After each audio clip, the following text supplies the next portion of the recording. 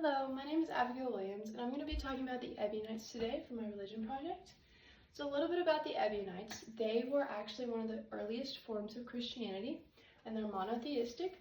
And the term Ebionites actually comes from the Hebrew word Ebion, which is E-B-Y-O-N, and it means poor, because it was believed to be the poor man's belief.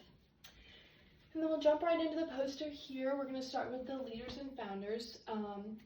So it's a sect of Judaism, but there isn't a true founder or leader that they got all of their principles from. So they specifically believe in Jesus, and so they follow Jesus' teachings and a lot of what he says in the Bible. They also believe in Peter and James from the Bible, which is seen a lot in the New Testament.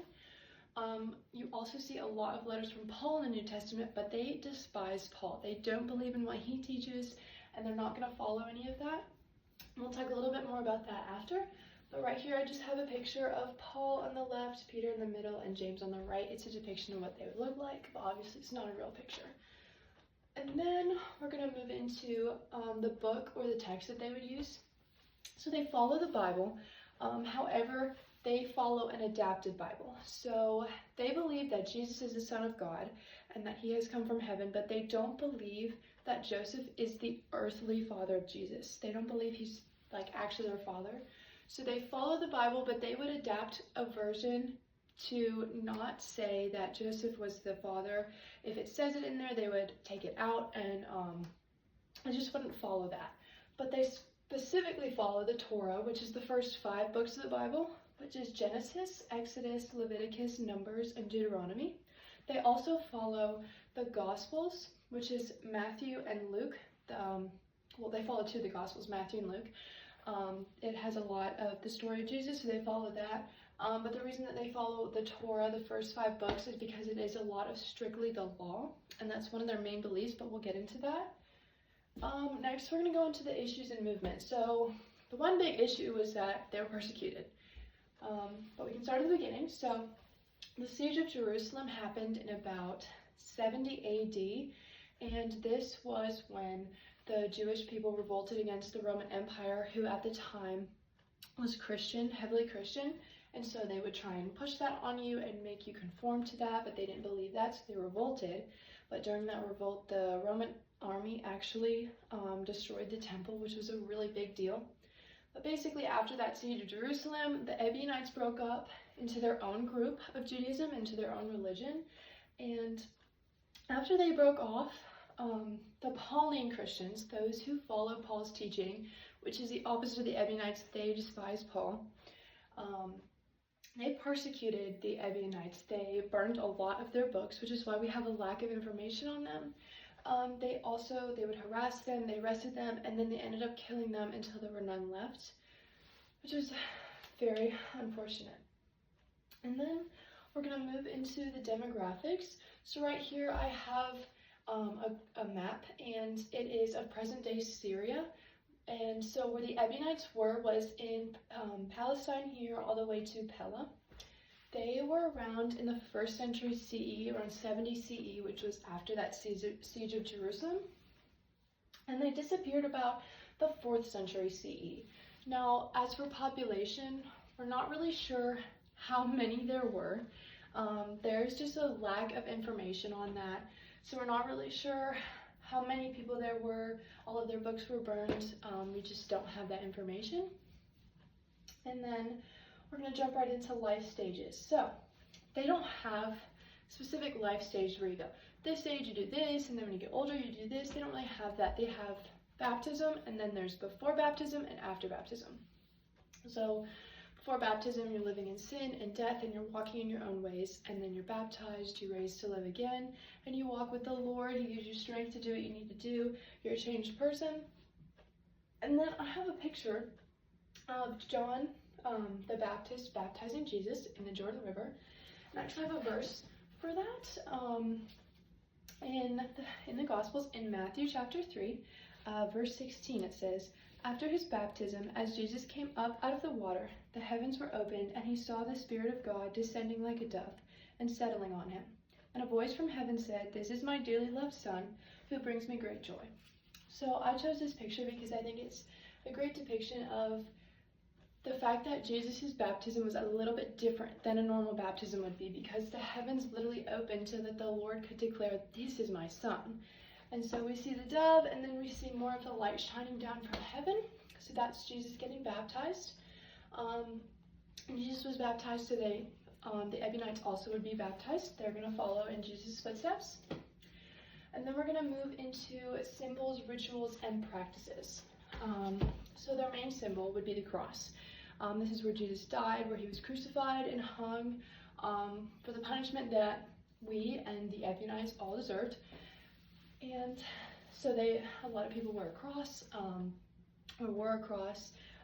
It's very similar to present day Christians. The cross is just their symbol. And then one of the things they do is they pray. Prayer is very important. It's how they communicate to God, asking for strength and anything that they need. Some of their practices, though, would be circumcision and the Sabbath, which we'll talk a little bit more about later. Baptism, as we said, but then also the Passover, and so I'll explain that. They celebrate the Passover every year. This was a time when the Israelites were living in Egypt, and God was sending waves of plagues and diseases and all these things to wipe out a bunch of the people and a lot of the evil in the world. And he said to the Israelites, he said, "If you sacrifice a lamb and you put that blood on your doorframe, and I will pass over your house," because this particular plague was to take the firstborn son of every family in every household. And he said, "I will not take your firstborn son, but sacrifice a lamb and put the blood on your doorframe." And so they still celebrate the Passover, and they'll just join together and have a meal and just praise him and worship him. And And so then we're going to move to the beliefs, and I'm going to talk to you a little bit more about the Sabbath and circumcision.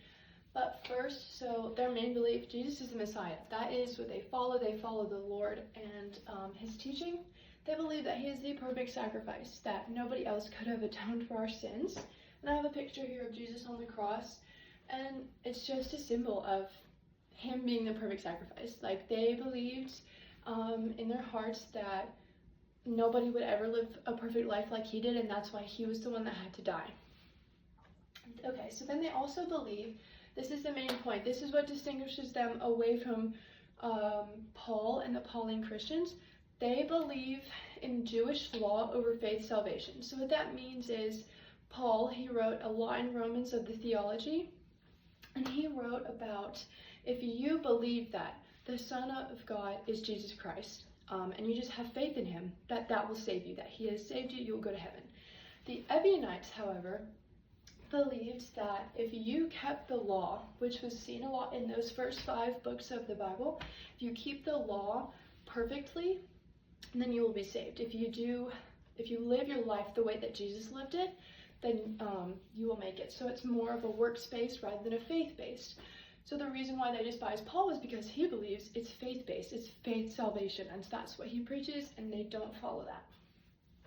And so a lot of these laws, they're always following it, and the main ones that they follow is the Sabbath, the day of the Sabbath every week, and then circumcision. So I have a verse on circumcision here for you in Genesis chapter 17, verse 10. "This is the covenant that you and your descendants must keep. Each male among you must be circumcised. You must cut off the flesh of your foreskin as a sign of the covenant between me and you."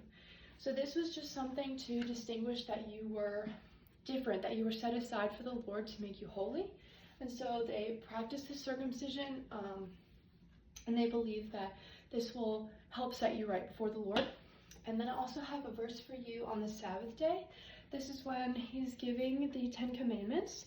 In Exodus chapter 20, verse 8, it says, "Remember to observe the Sabbath day and keep it holy. You have 6 days each week for your ordinary work, but the 7th day is the Sabbath day of rest dedicated to the Lord your God. On that day, no one in your household may do any work. This includes you, your sons and daughters, your male and female servants, your livestock, and any foreigners living among you. For in 6 days the Lord made the heavens, the earth, the sea, and everything in them, but on the 7th day he rested. That is why the Lord blessed the Sabbath day and set it apart as holy." So they make sure every week on Sunday, on the Sabbath day, they keep it holy. They do not do any work for anyone. They only praise, worship, and love the Lord. And then something else that they believe is that they strongly believe you need to be Jewish. So if you're going to be saved and believe in the Lord, you need to be Jewish. You need, if you're going to marry someone, you're going to marry a Jewish person, like keeping the family and everything Jewish. That's something that the Ebionites strongly believed. They also didn't believe in animal sacrifices, which I'm not going to lie to is a little bit confusing to me as well, because they celebrate the Passover, and part of that was sacrificing a lamb so that you could use the blood. And they believe in Jesus as the perfect sacrifice. So to me, it's a little unclear why specifically no animal sacrifices, but that's just something they believe. And there's a lot of text to say that they were also vegetarians. They didn't eat animals. Yeah. And then down here I have my bibliography and where I got all my information. But thank you so much for listening about the Ebionites, and I hope you learned something new and interesting. Thank you.